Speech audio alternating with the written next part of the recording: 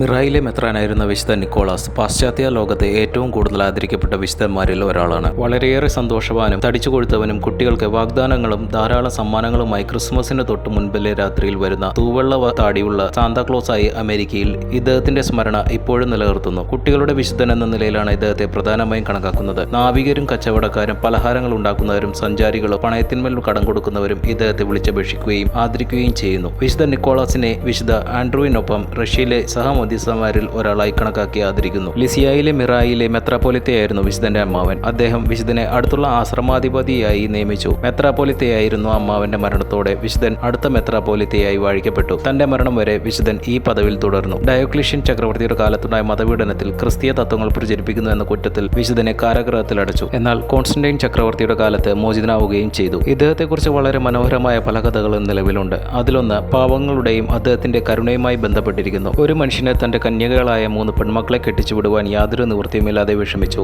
അവസാനം അവരെ തെരുവ് വേശ്യയാക്കുവാൻ നിർഭാഗ്യവനായ ആ മനുഷ്യൻ തീരുമാനിച്ചു. ഈ മനുഷ്യനെ കുറിച്ചറിഞ്ഞ വിശുദ്ധ നിക്കോളാസ് രഹസ്യമായി 3 സ്വർണ്ണ കിഴികൾ ജനലിലൂടെ ആ മനുഷ്യന്റെ കുടിലിലേക്ക് ഇട്ടു. അങ്ങനെ ആ പെൺകുട്ടികളെ കെട്ടിച്ചയക്കുവാൻ വേണ്ട സ്ത്രീധനം അവർക്ക് രഹസ്യമായി നൽകി. പണയത്തിന്മേൽ കടം കൊടുക്കുന്നവരുടെ അടയാള ചിഹ്നമായ 3 സ്വർണ്ണഗോളങ്ങളുടെ ഉത്ഭവത്തിന് പിന്നിൽ ഈ കഥയിൽ പരാമർശിക്കുന്ന 3 സ്വർണ്ണ കിഴികളാണെന്ന് പറയപ്പെടുന്നു. ഏതാണ്ട് 345 ഡിസംബർ 6-ന് വിശുദ്ധൻ മരണമടഞ്ഞു. വിശുദ്ധന്റെ ഭൗതിക ശരീരം മിറായിലുള്ള ഒരു ദേവാലയത്തിൽ അടക്കം ചെയ്തു. ഇതിനോടകം തന്നെ വിശുദ്ധനോടുള്ള ഭക്തി യൂറോപ്പിലും ഏഷ്യയിലും പരക്കെ വ്യാപിച്ചു. പാശ്ചാത്യ ലോകത്ത് ഇത് ഒരു മതനവീകരണത്തിന് തന്നെ തുടക്കം കുറിച്ചു. വിശുദ്ധ ഇടപെടൽ നിമിത്തം ധാരാളം അത്ഭുത പ്രവർത്തികൾ നടന്നതായി പറയപ്പെടുന്നു. ബാരിയയിലെ നിക്കോള ദേവാലയത്തിൽ ഇപ്പോഴും അദ്ദേഹത്തിന്റെ ശേഷിപ്പുകൾ സൂക്ഷിക്കപ്പെട്ടിരിക്കുന്നു. ഇതിൽ നിന്നും ഔഷധ മൂല്യമുള്ള മന്നാഡി എസ് നിക്കോള എന്നറിയപ്പെടുന്ന ഒരു തരം തൈലം ഒഴുകിക്കൊണ്ടിരിക്കുന്നതായി പറയപ്പെടുന്നു. ആംസ്റ്റർഡാമിൽ വിശുദ്ധനെ കുറിച്ച് വളരെ പ്രശസ്തമായ ഒരു കഥ പ്രചരിപ്പിച്ചു. ഈ കഥയിൽ വിശുദ്ധൻ ഒരു മാജിക്കാരനോ അല്ലെങ്കിൽ ഒരു അത്ഭുത പ്രവർത്തനമായിട്ടാണ് ചിത്രീകരിച്ചിട്ടുള്ളത്. സാന്താക്ലോസ് എന്ന സങ്കല്പം ഈ കഥയിൽ നിന്നും ഉരുത്തിരിഞ്ഞു വന്നതാണ്. എന്നാൽ കത്തോലിക്ക വിശ്വാസികൾ ഇദ്ദേഹത്തെ ഒരു വിശുദ്ധനായും വളരെ നല്ല മെത്രോപൊലിത്തയുമായിട്ടാണ് ആദരിച്ചു വരുന്നത്. ഗ്രീസ്, റഷ്യ, നേപ്പിൾസ്, സിസിലി, ലോറൻസ് കൂടാതെ ഇറ്റലി, ജർമ്മനി, ഓസ്ട്രിയ, ബെൽജിയം എന്നിവിടങ്ങളിലെ പല നഗരങ്ങളിലും ഈ വിശുദ്ധനെ മധ്യസ്ഥ വിശുദ്ധനായി കരുതി ആദരിച്ചു വരുന്നു.